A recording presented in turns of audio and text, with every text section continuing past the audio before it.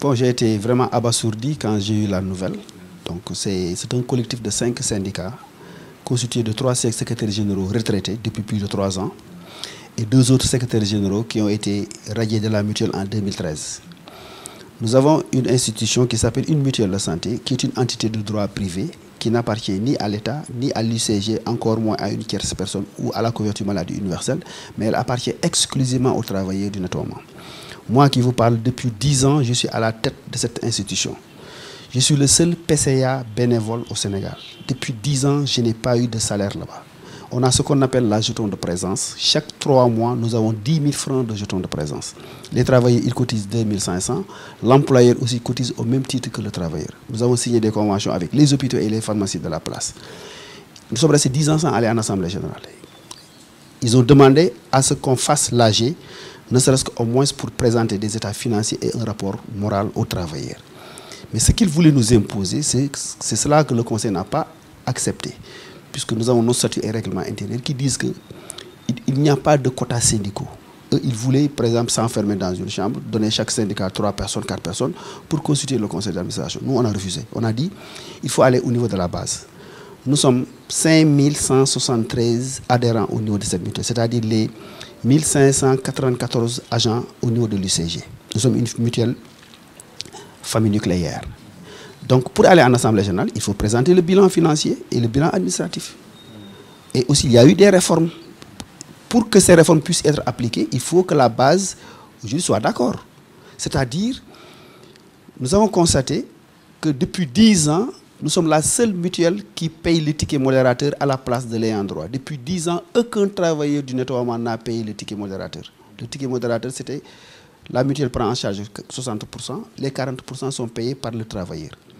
Mais comme vu le maigre revenu des travailleurs, nous avons pris en charge le ticket modérateur. Mais comme c'est une gestion financière, nous avons constaté avec les dettes ne faisaient que s'accroître chaque année.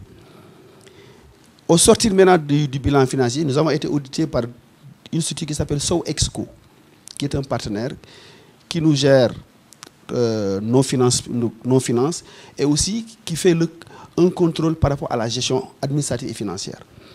Au sortir maintenant de ce contrôle, il est avéré que les travailleurs, jusqu'à la date du 31 décembre 2018, doivent à la mutuelle 56 millions. Et je pèse mes mots. C'est le contraire qui s'est produit. Ce sont les travailleurs qui doivent à la mutuelle de santé 56 millions comme ticket modérateur, comme dette au niveau des hôpitaux et des pharmacies. Et il fallait maintenant aller en Assemblée générale. Nous avons fait 15 assemblées générales sectorielles pour que les travailleurs sachent maintenant à quoi s'en tenir. Et aussi, pour leur faire savoir qu'il y avait des réformes. La première réforme consiste à augmenter le taux de cotisation de 1500 sur les 2500.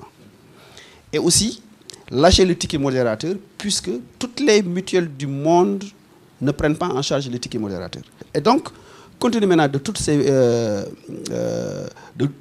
considérations, au sortir maintenant de toutes les assemblées générales qu'on a eu à faire, on a eu à faire 15 assemblées générales sectorielles.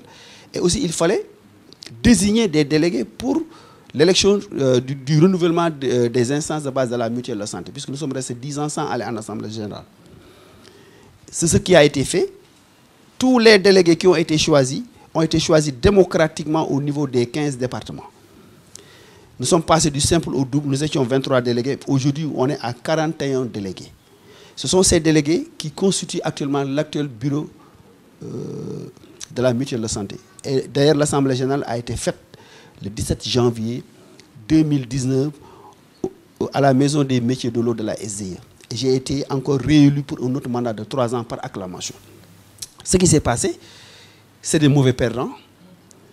On a affaire à des gens aigris, foncièrement méchants, des camarades rancuniers qui ne voient que le côté négatif.